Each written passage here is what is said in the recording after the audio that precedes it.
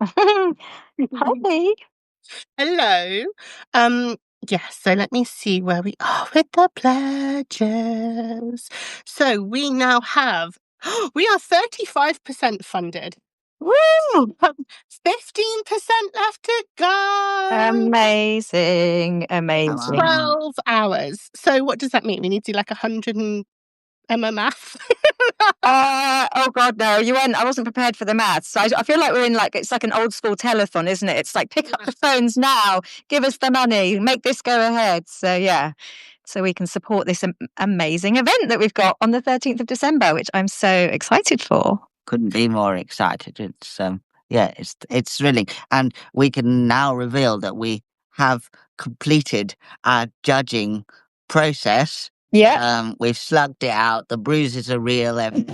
We've worked hard, but it means that we can tell you with all honesty that we have genuinely got an amazing evening coming up for you on the 13th. I couldn't be more excited Yeah. with the people we've got reading, with the difference in the pieces, the variety. It's going to be great. It's going to be fabulous. It is so much so. And it's been such a privilege to be a judge on this and to kind of spend the last few weeks immersing ourselves in the stories. And, there's just been so many twists and turns and surprises along the way. And I just love the creativity that people come out around this theme. I mean, Amy, it was a great theme of obviously Christmas itself, but I love the fact that, it was all the different aspects of it, whether it was memoir or ghost stories or fun or, or tragedy. There's so many aspects to this, and it gave such a broad scope for people to put their own spin on it. And so, like Tom says, I'm really, really excited about the mix of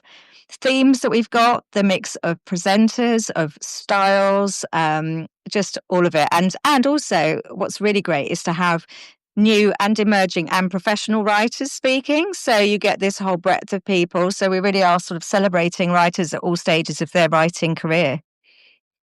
Yeah. And Tom, how have you found it, Craig, on the judging panel?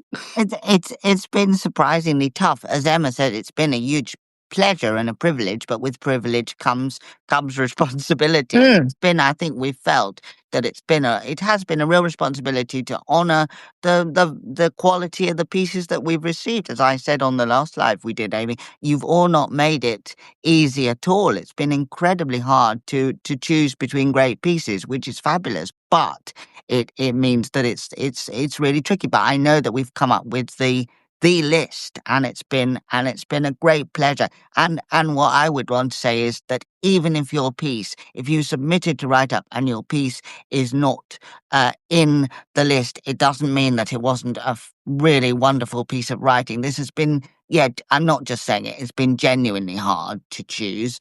And also, we would like to find ways to honor those pieces. And I hope that certainly if you put it on your Substack after the event or ever share it, I will very happily share it and say, Yeah, what a wonderful absolutely. piece. It is not this event is not the end of the road, as it were. It's very much just one stop on the writer's road, really. So yeah, it's been a huge pleasure. But I've found it, I've read and reread and muddled all my numbers up and then unmuddled all my numbers, and it's been a great pleasure. And I know that we've taken it very, very seriously, but we've also I've enjoyed it immensely. And I think what's so wonderful is to give a platform to, as Emma says, totally different writers who, we've said this so many times before, but none of these people would be put on a festival platform together, or, it's a very unusual event, and that's what makes it so special.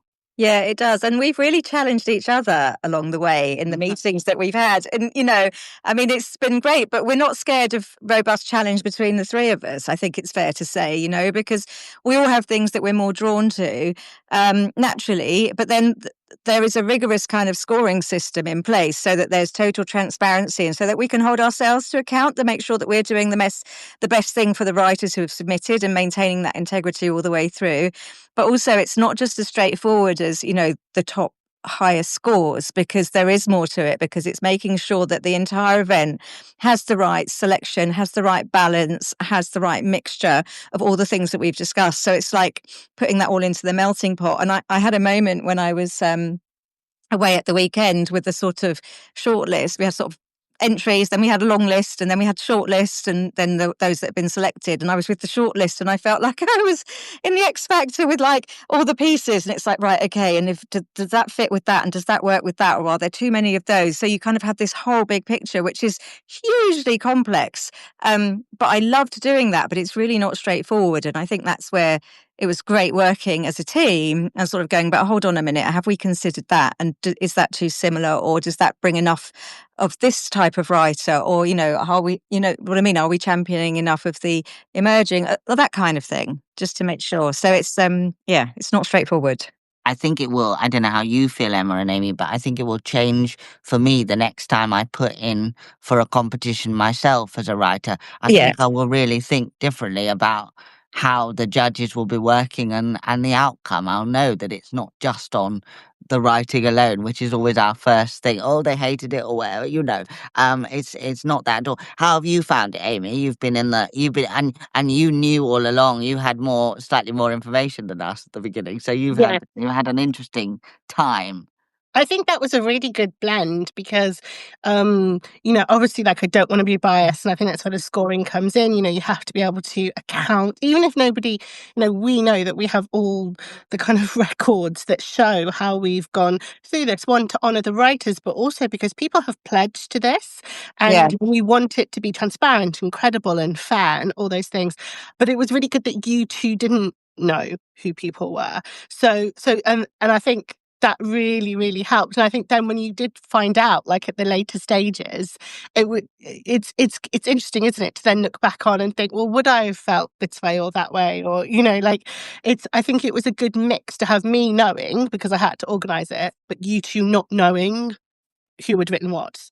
Yeah, and I think, as Amy says, we did it. So initially, Tom and I did it effectively blind, just on the writing as the first tranche. We didn't know anything about the writers, what stage of their writing career they were at, anything about their demographic. We didn't know, even how they even classified their own piece of writing in terms of the categories. It was just like, these are the bare pieces of writing, which was a great way to sort of start it and then go, right, now we need to add all this extra nuance and pieces into the mix as well. So I think it was such a thorough process. And I actually feel really, I suppose, proud of how that you've created, Amy, like the rigor behind it all. And, to your point, Tom, about next time you enter a competition yourself.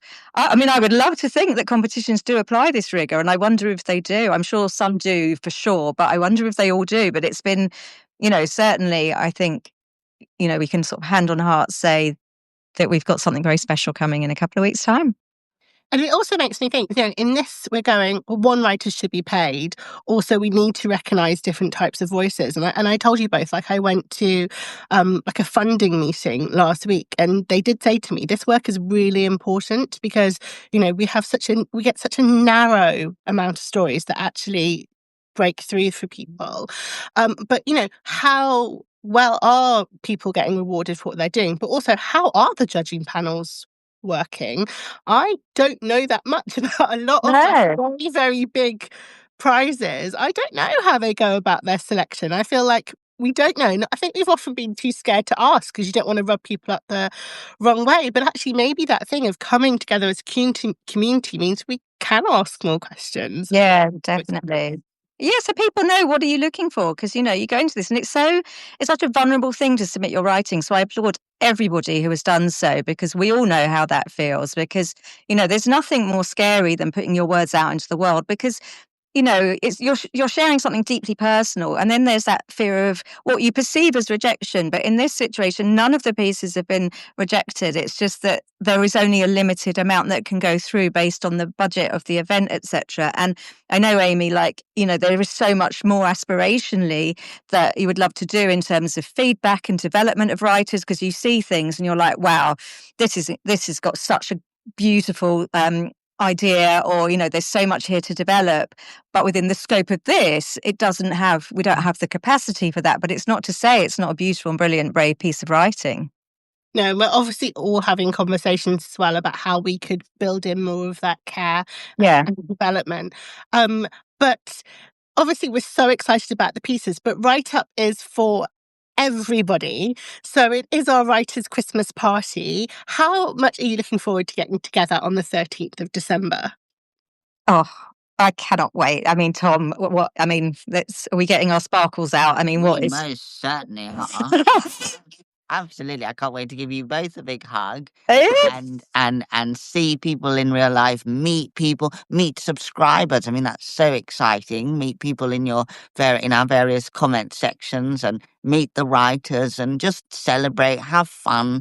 And it's so, and also it's not too late. We need audience, we need supporters, we need allies for writers. Pledge today. Get your money in. It's your ticket. Your pledge is your ticket price. Come and join us. It's not all about a gang. I don't want it to feel like you're not in the gang and it's a bit too late. Oh, You are 100%. so in the gang. Come and join us. Everybody, everybody is welcome. And I think, what I'm so excited about is it's quite rare to go for a night of like old school storytelling, which is what it is. It's like that whole, it's wired into us as humans, and we're going to be there sharing stories from the heart with music and mulled wine and mince pies and fizz and friends. Venue, a very moving, beautiful venue. Gorgeous candlelit church venue. I mean, the venue is so special, like Tom says. So, it's just come along for fun. You don't have to be a writer to come along. You don't have to be a reader to come along. You just need to be someone who wants a great evening of entertainment, something really, really different.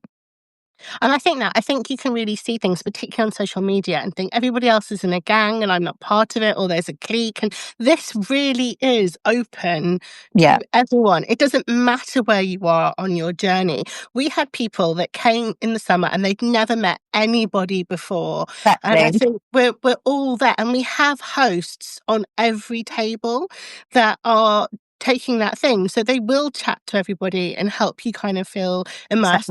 And me and Tom and Emma will definitely go around and kind of try and greet people. But we have wonderful Lauren Powell. That is her job on the night. She is Write Up host, because Lauren is the loveliest human. I mean, she really is. She's very special. She's very special. And, that's one of the things that we wanted, because we might be busy like preparing the writers at the beginning just to kind of help them for the opening. And we wanted someone to really greet and welcome people in, because it's horrible when you arrive somewhere and you have that nervousness. We just didn't want that for people. So, you get there and the first person you will see will be Lauren, which you couldn't have a lovelier person to greet you, could you?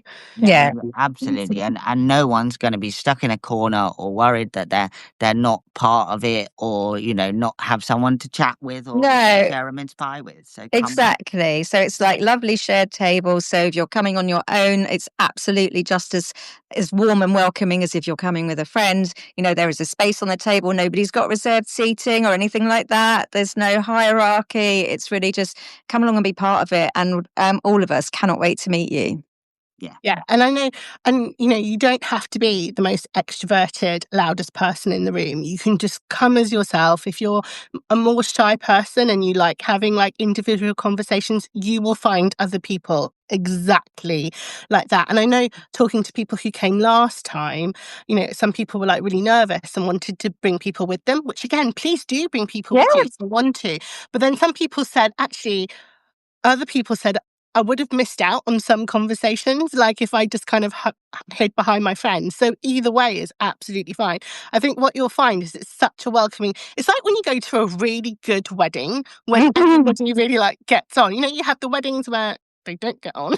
And you have the weddings where it's lovely. I think it's like the best of weddings. Yeah, it is. And you'll sit there and you'll listen to the words and you'll laugh and you'll cry and you'll relate and you'll smile and you'll just, it's just that sort of coming together in the best way.